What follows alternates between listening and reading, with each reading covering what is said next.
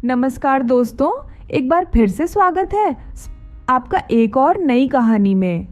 अपनी पढ़ाई और डिग्रियों पर घमंड करने वाली निशा हर बात पर अपनी सास को अनपढ़ गंवार दिखने में कोई कसर नहीं छोड़ती। पर जब सास की डिग्रियों और ओहदे को देखा तो उसके होश उड़ गए। निशा के घर में शादी की तैयारी बड़े जोरों शोरों से चल रही थी, क्योंकि वह अपने माता पिता की इकलौती संतान थी। उसका कोई भाई बहन नहीं था। माता पिता ने भी उसकी परवरिश एक बेटे की तरह ही की थी। उसे बहुत ही अच्छी पढ़ाई करवाई और आज वह एक अच्छी कंपनी में कार्यरत है। कहने को तो निशा आज के ज़माने की पढ़ी लिखी लड़की है, लेकिन उसे अपनी पढ़ाई पर बहुत ज़्यादा घमंड है। शादी के बाद भी निशा का स्वभाव कुछ ऐसा ही रहता है। वह अपने आगे पीछे किसी को कुछ नहीं समझती। निशा की शादी पास के शहर अहमदाबाद में हुई थी। उसके ससुर तो 20 साल पहले ही एक एक्सीडेंट में इस दुनिया को छोड़कर चले गए थे। अब ससुराल में सास और 2 भाई थे। निशा शादी के बाद अपने ससुराल आ गई, लेकिन उसका रवैया वहीं अकड़ू और घमंडी किस्म का था। वह अपनी सासू माँ को तो कुछ समझती ही नहीं थी। उसका कहना था कि मैं घर का कोई काम नहीं करूँगी, क्योंकि मैं नौकरी करती हूँ और पैसे कमाती हूँ। आज निशा की रसोई की रस्म थी, लेकिन उसने रसोई में आकर केवल कुछ बर्तनों की सफाई की। बाकी का सारा काम, सफाई से लेकर पकवान बनाने तक, खुद सुमित्रा जी ने किया। जब रसोई की रस्म शुरू हो गई तो सभी रिश्तेदारों के सामने निशा ने साफ साफ इस बात का जिक्र कर दिया कि वह घर का कोई भी काम नहीं करेगी, क्योंकि वह है आज के ज़माने की पढ़ी लिखी लड़की। वह इन घर के कामों में उलझ कर नहीं रहना चाहती। सुमित्रा जी बहू को इशारों ही इशारों में चुप रहने के लिए कहती हैं, क्योंकि इससे उनकी समाज में छवि खराब हो रही थी। सासू माँ के इशारे देखकर निशा भड़क जाती है और कहने लगती है, आप यह मत समझिए कि मैं आपके इशारों पर नाचने वाली हूँ। मैं आज के ज़माने की बहू हूँ। मुझे अपने इशारों पर नचाने की बिल्कुल भी कोशिश मत कीजिए। घर में आए सभी रिश्तेदार निशा की बातें सुनकर उसके मुंह की तरफ देखते ही रह गए। अब तो सुमित्रा देवी कुछ कह नहीं पाई और अपनी बहू की बातों को सुनकर सावित्री जी को भी थोड़ा अटपटा लगता है, लेकिन वह बातों को बदलते हुए कहती हैं, चलो चलो, रसोई की रस्म के लिए देरी हो रही है। आखिरकार आज मेरी बहू ने सबके लिए मीठा हलवा बनाया है, तो सभी अपना मुंह मीठा कर मेरी बहू को ढेरों आशीर्वाद दीजिए। सभी बहू निशा के हाथ से बने हुए हलवे को खाने लगते हैं। शादी में तो बहुत सारी रस्में होती हैं और बहुत सी रस्मों में बहू की ही ज़रूरत होती है। दूसरे दिन सावित्री जी अपनी बहू से कहती हैं, बेटा, कल तुम्हारी मुंह दिखाई की रस्म रखी है। उसमें सभी रिश्तेदार आएंगे और सारे बड़े बूढ़ों को भी बुलाया है। मुंह दिखाई की रस्म के बाद सबके पैर छूने पड़ते हैं। मैंने सभी के पैर छूने के लिए शगुन के लिफाफे तैयार करके रख दिए हैं। कल मुंह दिखाई की रस्म हो जाने के बाद तुम लिफाफे देकर सबके पैर छू लेना। निशा अपने कानों में लीड लगाकर गाना सुन रही थी। उसने अपनी सासू माँ की किसी बात को सुना ही नहीं। गाने सुनते सुनते वह अपने गर्दन को भी हिला रही थी। सावित्री जी को लगा शायद बहू ने उनकी बात को सुनकर हाँ कर दिया है। दूसरे दिन मुंह दिखाई की रस्म की जाती है। पूरा आंगन लोगों से भरा हुआ था। सारे रिश्तेदार बैठे हुए थे। आस पड़ोस के लोग भी बैठे हुए थे। मुंह दिखाई की रस्म में सभी लोग बहू को अच्छे अच्छे उपहार दे रहे थे। बाद में मुंह दिखाई की रस्म के बाद सावित्री जी शगुन के लिफाफे लेकर अपनी बहू के पास गई और बोली, बेटा, अब तुम्हें सबको यह लिफाफे देकर के पैर छूने हैं। पैर छूने की बात सुनकर निशा सभी के सामने सावित्री जी पर भड़कते हुए कहती है, आपने क्या समझ रखा है? मैं इतने सारे लोगों के पैर छूऊंगी, वह भी झुक झुक कर? मेरी तो कमर ही टूट जाएगी। मैं किसी के पैर नहीं छूने वाली हूँ। मैं पुराने ज़माने की सीधी शादी या आपकी तरह अनपढ़ गंवार नहीं हूँ। मैं आज के ज़माने की पढ़ी लिखी लड़की हूँ, नौकरी करती हूँ, अच्छा खासा पैकेज कमाती हूँ, और आप मुझसे उम्मीद कर रही हैं मैं इन सब लोगों के पैर छूऊं, वह भी झुक झुक कर? मुझसे यह सब नहीं होगा। आज फिर से निशा ने सबके सामने सावित्री जी को खरी खोटी सुना दी। आंगन में बैठे हुए सभी लोग आपस में कानाफूसी करने लगे कि सावित्री जी कैसी बहू लेकर आई है, वह तो उनकी एक भी बात नहीं सुनती है। अभी यह हाल है तो बाद में पता नहीं क्या करेगी। यह तो शादी के रस्मों को ही नहीं मान रही है और जब देखो तब सावित्री जी को नीचा दिखाती रहती है और तो और अपनी नौकरी की धौंस दिखाती है। अब तो भगवान ही भला करे सावित्री का, ऐसी तेज तरार बहू लेकर आई है। अपनी बहू और आंगन में बैठे सभी लोगों की बातें सावित्री जी के कानों में तीर की तरह चुभ रही थी। उन्हें ऐसा लग रहा था कि किसी ने उनके कानों में गर्म तेल डाल दिया हो। फिर भी हिम्मत करके वह धीरे से अपनी बहू से कहती है, बेटा, मैंने तुमसे कल ही इस बारे में बात की थी, तब तो तुमने हाँ कर दिया था। अगर तुम्हें यह रस्म नहीं करनी थी तो कल ही बोल देती, कम से कम सबके सामने इस तरह से मुझे बेइज्जत तो नहीं होना पड़ता। निशा चिल्लाती हुई कहती है, आपने मुझसे इस बारे में कब बात की है? मुझे तो याद भी नहीं है। मैं तो कल अपने कमरे में बैठ कर के लीड लगाकर गाना सुन रही थी। सावित्री जी को समझ में आ जाता है कि बहू ने उनकी बात को सुना ही नहीं था। तभी छत पर बैठा हुआ सावित्री जी का बेटा रोहन भी अपनी माँ और पत्नी दोनों की बातों को सुन रहा था। छत से ही वह अपनी पत्नी को फ़ोन करता है और अपनी पत्नी को समझाते हुए कहता है, शादी की कुछ रस्म होती है जिन्हें मानना पड़ता है। तुम भी इस रस्मों को निभा लो, उसके बाद तुम्हें कुछ नहीं करना है। जैसे तैसे रोहन के समझाने पर निशा सगुन के लिफाफे देने के लिए और लोगों के पैर छूने के लिए तैयार हो जाती है, लेकिन उसके चेहरे पर गुस्सा साफ साफ नजर आ रहा था। सारी रस्में हो जाने के बाद सभी लोग अपने अपने घर को चले जाते हैं। सभी के घर जाने के बाद निशा सावित्री जी पर गुस्सा करते हुए कहती है, माँ जी, आप मुझे अपनी तरह बनाने की कोशिश बिल्कुल भी मत करना। मैं अपने माँ बाप की इकलौती बेटी हूँ, बहुत लाड प्यार से पली हूँ, कभी किसी के पैर नहीं छुए हैं। मैंने आज तो आपने इतने सारे लोगों के पैर छुआ कर मेरी कमर ही तोड़ डाली। मेरी कमर में बहुत तेज़ दर्द हो रहा है। आप तो ठहरी अनपढ़ ही, लेकिन मैं इन रस्मों को नहीं मानती हूँ। सावित्री जी अपनी बहू को समझाने की कोशिश भी करती हैं। बहू, ऐसा नहीं होता है। पढ़ाई लिखाई अपनी जगह होती है और रीति रिवाज और रस्मों को मानना अपनी जगह होती है। अगर हम चाहें तो सारी चीज़ों को एक साथ लेकर चल सकते हैं। ऐसा तो नहीं है कि हम एक चीज़ के लिए सारी चीज़ों को छोड़कर आगे बढ़ जाएं। ये ज़िंदगी है, इसमें सब कुछ चलता रहता है। मैंने भी अपनी ज़िंदगी में सब कुछ किया है। सावित्री जी इतना बोल ही पाती हैं कि उनकी बात को काटते हुए निशा कहती है, अब आप मुझे समझाएंगे कि मुझे क्या करना है और क्या नहीं। मेरे भी क्या दिन आ गए हैं, अनपढ़ गवार भी मुझे लेक्चर देने लगी है। इतना कहकर पैर पटकती हुई निशा अपने कमरे में चली गई। सावित्री जी को अपनी बहू का व्यवहार बिल्कुल भी पसंद नहीं आ रहा था। बहू के आ जाने के बाद भी सावित्री जी के घर के काम नहीं छूट रहे थे, क्योंकि बहू ने तो नौकरी के नाम पर घर के किसी भी काम को करने से साफ साफ मना कर दिया था। वह कहती थी, आप तो घर पर बैठी रहती हैं, आप ही घर गृहस्थी संभालिए, मैं नौकरी करती हूँ, मुझसे यह सब नहीं होगा।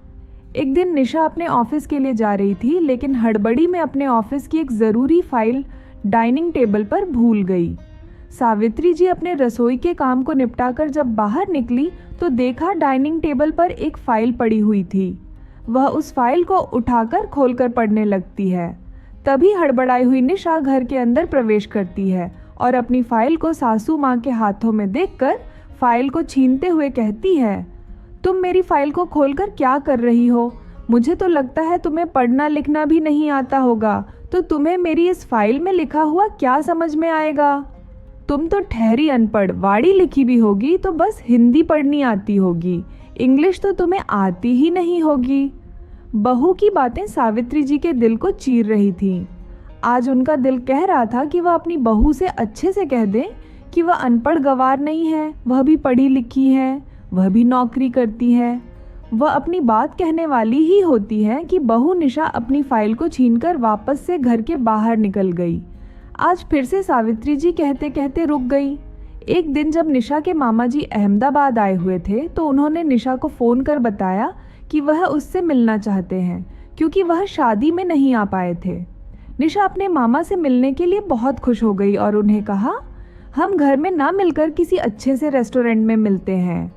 निशा मामा को अपनी सास से नहीं मिलवाना चाहती थी, इसीलिए वह रोहन को अपने साथ लेकर मामा से मिलने के लिए रेस्टोरेंट में चली गई। मामा ने बताया कि वह 20 साल पहले भी अहमदाबाद आए थे और उन्हें यहाँ बहुत ही नीडर और बहादुर सब इंस्पेक्टर मिली थी। अपनी बहादुरी और ईमानदारी की वजह से आसपास के इलाकों में उनका नाम काफ़ी चलता था। लोग उनके नाम से ही अपराध करने से डरते थे।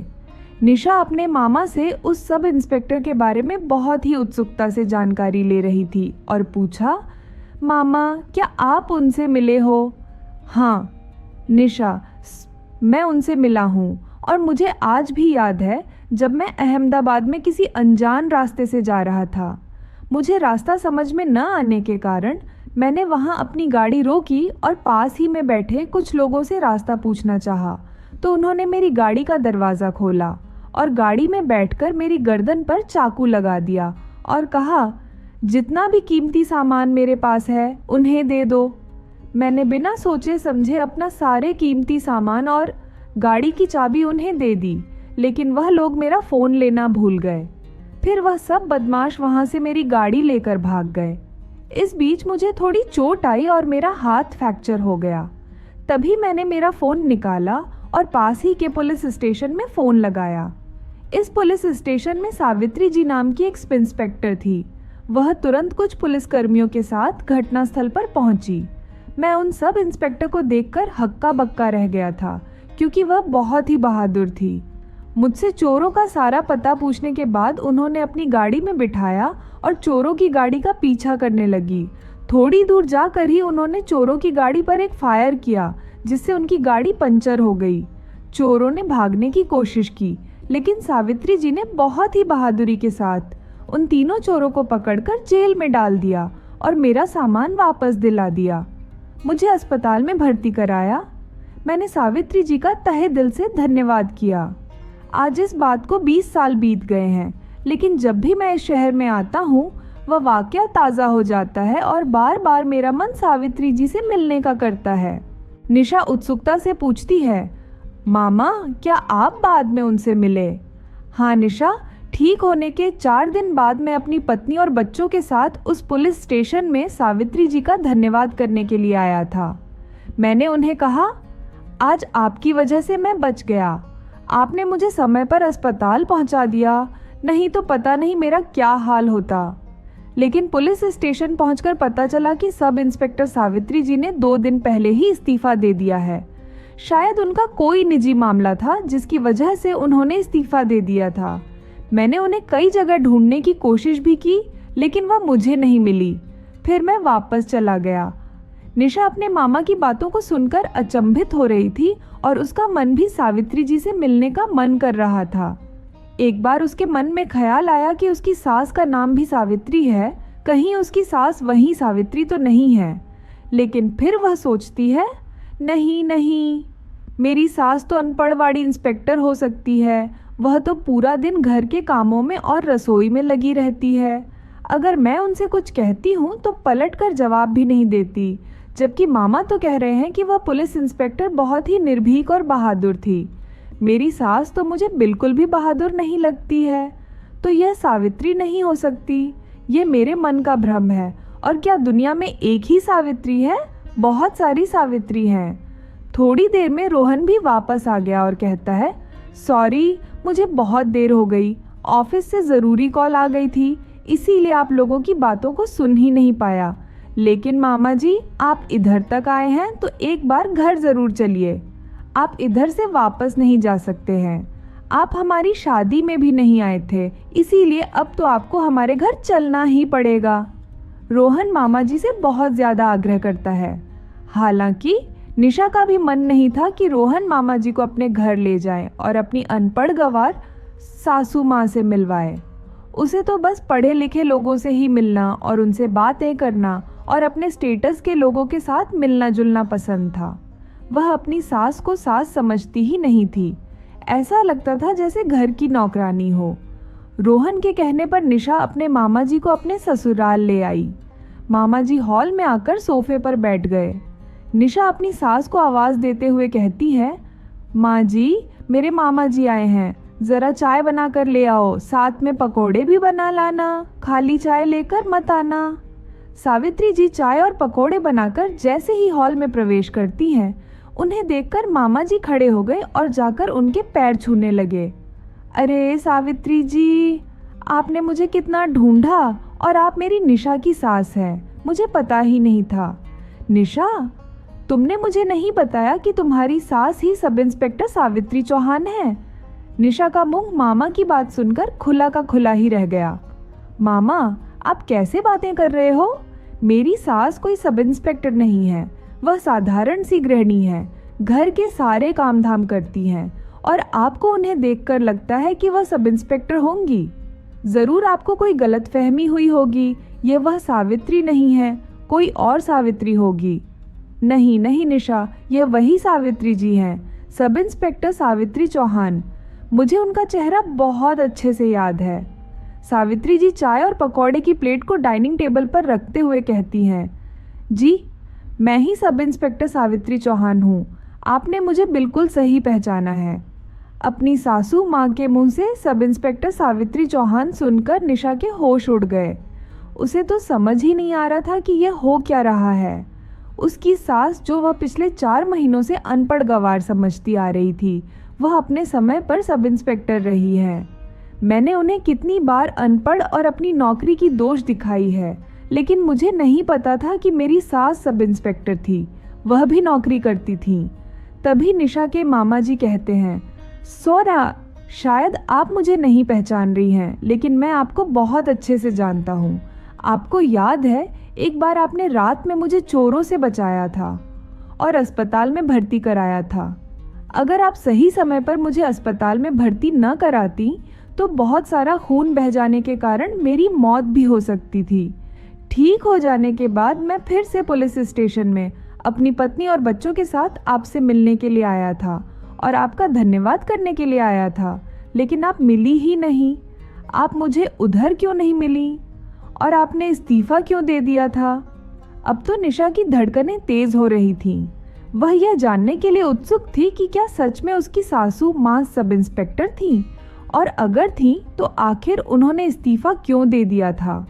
सावित्री जी कहती हैं, तुम्हें बचाने के 2 दिन बाद ही मेरे पति का एक एक्सीडेंट हो गया था, जिसमें उनका देहांत हो गया।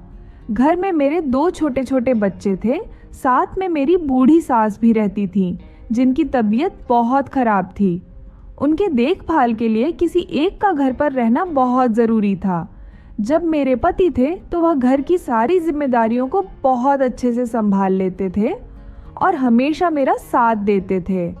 उन्होंने कभी ऐसा नहीं सोचा कि तुम नौकरी करती हो और मैं घर संभालता हूँ, जबकि मैं अपने पति का घर संभालने में पूरा साथ देती थी।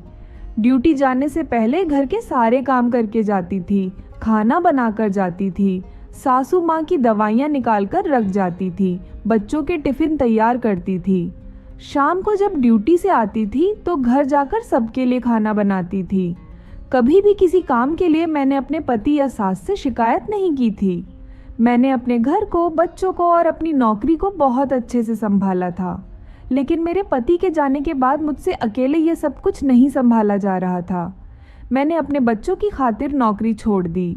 माँ जी, आपने मुझे कभी क्यों नहीं बताया कि आप अपने समय पर सब इंस्पेक्टर रही हैं? जबक मैंने तो आपको कितनी बार अनपढ़ गंवार कहा है। बहू, मैंने कई बार तुम्हें बताने की कोशिश की है, लेकिन शायद तुमने सुनने की ज़रूरत ही नहीं समझी। मेरी बात को आधा अधूरा सुनकर ही मुझे अनपढ़ गंवार बोलकर निकल जाती थी। कभी मेरी बात पूरी सुनी ही नहीं तो मैं तुम्हें क्या बताती। आज निशा को अपनी गलती पर बहुत पश्चाताप हो रहा था कि जिस सास को वह अनपढ़ गंवार समझती थी, वह तो इतनी बहादुर सब इंस्पेक्टर रही है, और इंस्पेक्टर रहने के साथ साथ उन्होंने अपने दोनों बच्चों और घर गृहस्थी को भी संभाला है। यह तो काबिले तारीफ है। और मैं अपनी एक नौकरी पर इतना घमंड करती हूँ, जबकि अभी मेरे बच्चे नहीं हैं और ना ही मैं घर की कोई जिम्मेदारी संभालती हूँ। कितनी बार सासू माँ का मैंने अपमान किया है। निशा अपने सासू माँ से माफ़ी मांगती है। माँ जी, मुझे माफ़ कर दो, मैंने आपको समझने में बहुत बड़ी गलती कर दी है। मुझे लगता था कि मैं ही एक नौकरी करती हूँ और अपनी नौकरी के आगे कभी किसी को कुछ समझा ही नहीं, लेकिन आप तो मुझसे बहुत आगे हैं। आपने किस प्रकार नौकरी के साथ बच्चों की परवरिश और परिवार की जिम्मेदारियों को संभाला है। वाकई में मैं तो ऐसा कभी सोच भी नहीं सकती। आप सच में बहुत महान हो। अभी निशा के मामा बोले, हाँ बेटा, सावित्री जी ने इन सभी जिम्मेदारियों को बहुत अच्छे से मैनेज किया। नौकरी छोड़ने के बाद भी अपने बेटों को बहुत अच्छे संस्कार दिए। आज निशा की आंखों में सिर्फ पश्चाताप के आंसू थे। निशा ने फैसला किया कि वह अब कभी भी अपनी नौकरी और पढ़ाई का घमंड नहीं करेगी और नौकरी के साथ साथ अपनी सासू माँ के कामों में हाथ बटाएगी। सावित्री जी ने निशा के आंसू पोंछते हुए कहा, बेटा, अगर तुम्हें सच में पछतावा है तो मेरी एक बात याद रखना कि कभी भी किसी को भी अपने से काम मत समझना। चाहे वह पढ़ा लिखा हो, नौकरी करने वाला हो या न करने वाला हो, हर एक इंसान अपनी ज़िंदगी में कई संघर्षों का सामना करता है।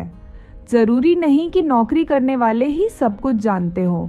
हमारे बुजुर्ग जो कोई नौकरी नहीं करते थे, उन्हें भी बहुत अच्छा ज्ञान था।